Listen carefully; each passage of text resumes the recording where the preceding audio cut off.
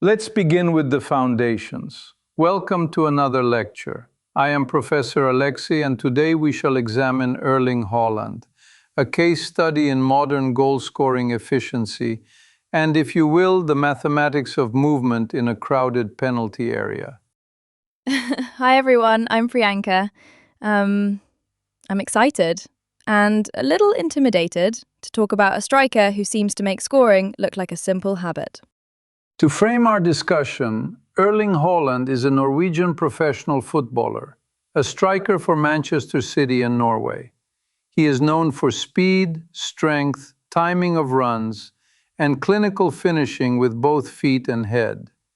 Since joining Manchester City in 2022, he has broken multiple scoring records and helped deliver the Premier League, FA Cup, and the UEFA Champions League in a single season. That is to say, a continental treble.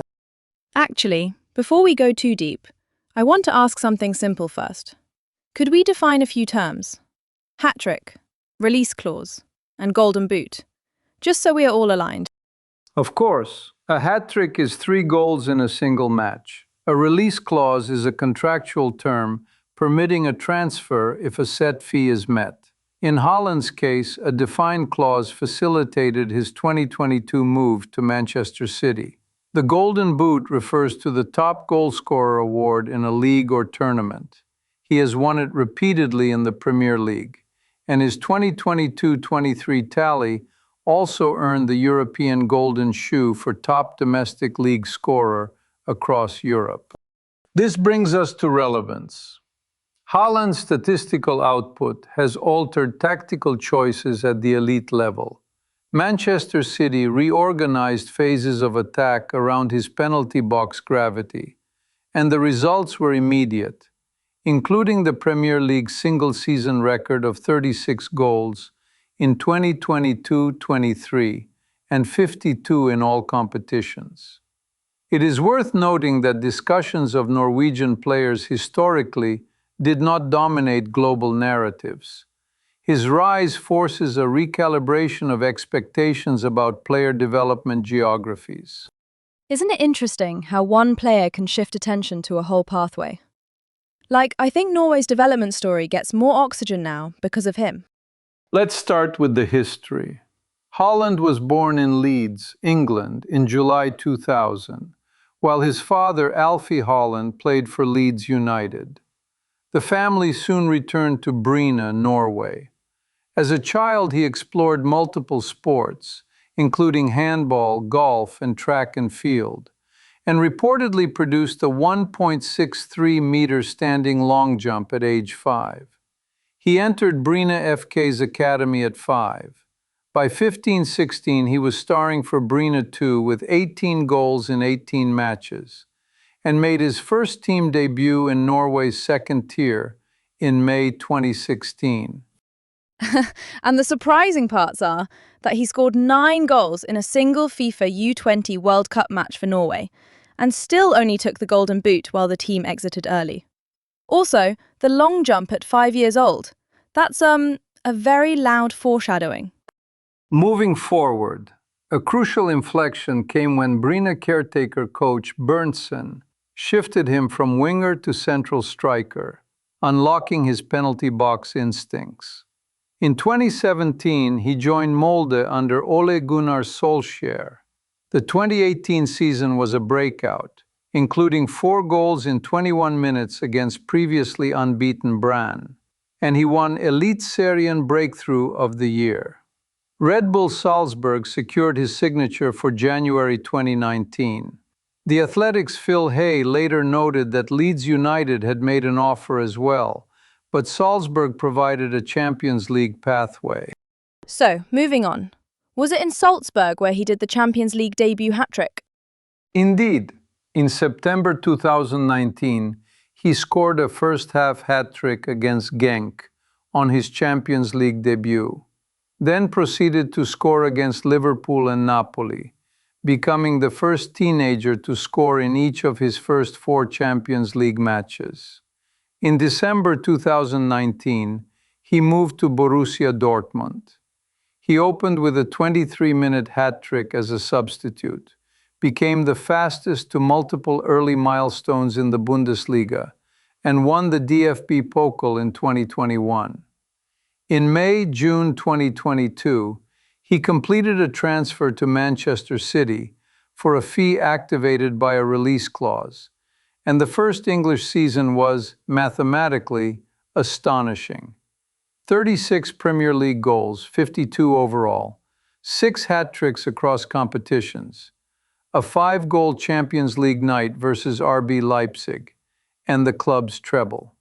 Awards followed, including Premier League Player of the Season and Young Player of the Season in the same campaign, the PFA Players Player of the Year, and UEFA Men's Player of the Year.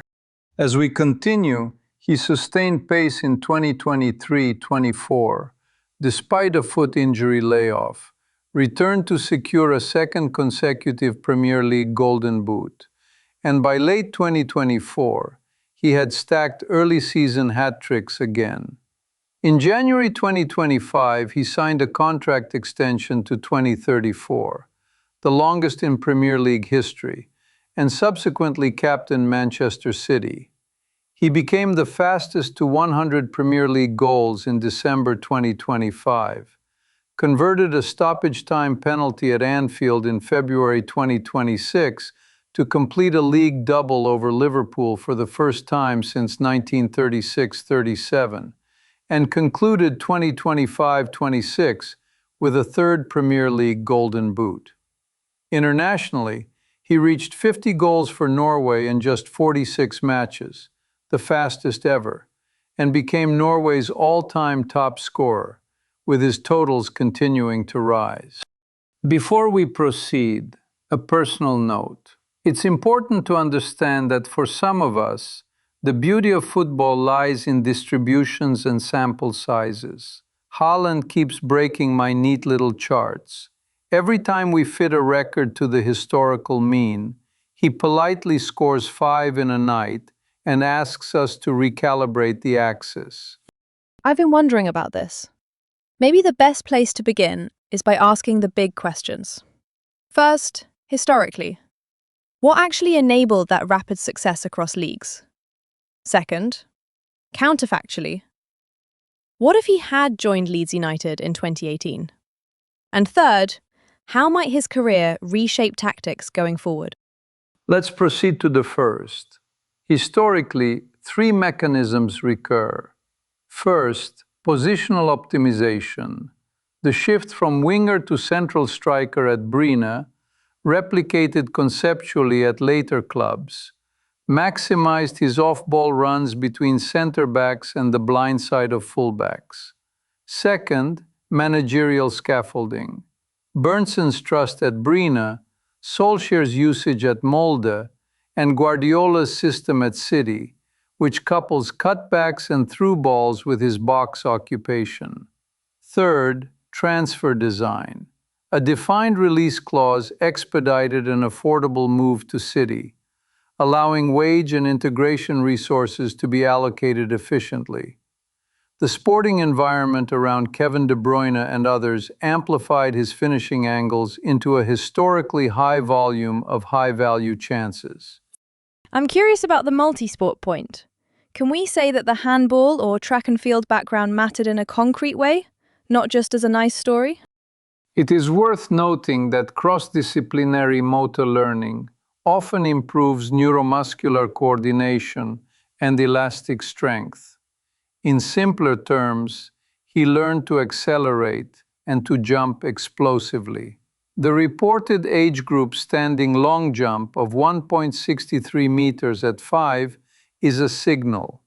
Today we observe that explosiveness in aerial duels and near-post bursts. When combined with timing intelligence, that physical base converts routine half chances into high-probability shots. Building on that, his injuries were short but recurring. Does the record show anything about resilience or rhythm after layoffs? We observe a pattern of rapid re-entry. After hamstring, hip flexor, and foot issues, he frequently scored immediately upon return.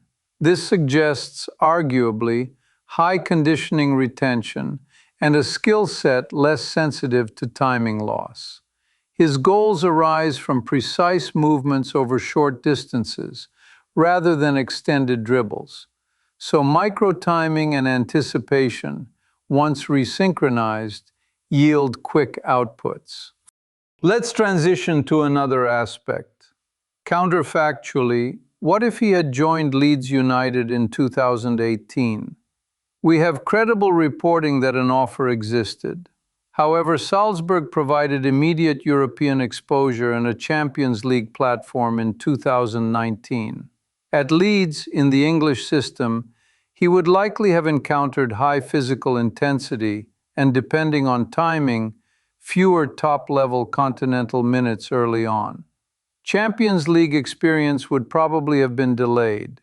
The Salzburg to Dortmund pipeline, by contrast, accelerated both visibility and specialized development against elite defenses. Can we now look at style? If he had played in England earlier, would his movements or finishing patterns look different? Theoretically, yes. The Championship or a lower table Premier League context might emphasize back-to-goal duels, second ball work, and transitional sprints through more direct play.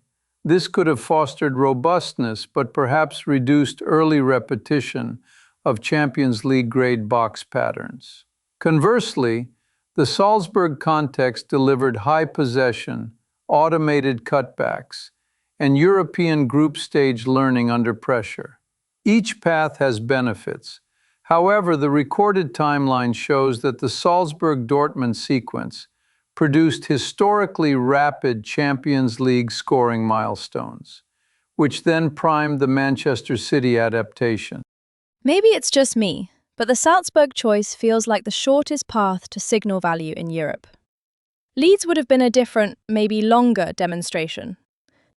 On to our next point. How might his career shape future tactics? First, we already see a recalibration from false nine systems toward a dominant number 9 within positional play. With Kevin De Bruyne and others supplying, City normalized a high volume of cutbacks and diagonals into zone 14 and the half spaces, trusting an elite finisher to occupy optimal zones. Second, opponents adjust by compressing the box earlier, engaging with double pivot screens or flipping to back threes to share aerial matchups.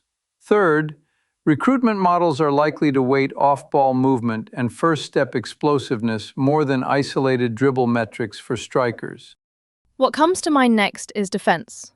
Do we anticipate new norms for centre-backs or goalkeepers in response to this kind of striker? In this context, we expect 3 evolutions. 1. Center-backs prioritizing first-step acceleration and body orientation to defend blindside runs. 2. Goalkeepers trained for earlier narrowing angles on cutbacks. 3. Tactical fouling patterns shifted higher to disrupt pre-assist channels rather than the final pass. It's crucial to understand that surrounding talent remains a co-determinant. City's creators, notably De Bruyne, shape the distribution of chances that Haaland converts. Future research should quantify micro-movement synergies in the box and evaluate how defensive lines redistribute responsibilities without conceding space between lines. To shift gears a bit, does all this also affect youth coaching? Are academies going to coach timing of runs more than 1v1 dribbling for number 9s? We can infer an emphasis on run timing against the offside line, finishing variety with both feet and aerial technique. Not a reduction of 1v1 work, but a reprioritization. In simpler terms, the curriculum will allocate more drills to the final 5 meters of space, where marginal gains yield outsized expected goal returns. Speaking of outsized returns, it is worth noting his catalog of records. The fastest to 50 Champions League goals, the fastest to 100 Premier League goals, multiple selections in the FIFA Pro World 11 from 2021 through 2024, the Gerd Muller Trophy for most goals across club and country in a season, and he rose to become Manchester City's fourth highest all-time scorer, remarkably quickly. These are not isolated anomalies. They form a coherent pattern of efficiency across contexts. So I guess that kind of sums it up. A definition, a path, and then questions that open new paths for analysis. To summarize, Erling Haaland is a record-breaking striker whose speed, strength, and off-ball timing produced unprecedented tallies in England and Europe, culminating in a treble and a Premier League single-season scoring record. We considered three questions. Historically, his rise stems from positional optimization, supportive managerial systems, and a transfer pathway that accelerated Champions League exposure.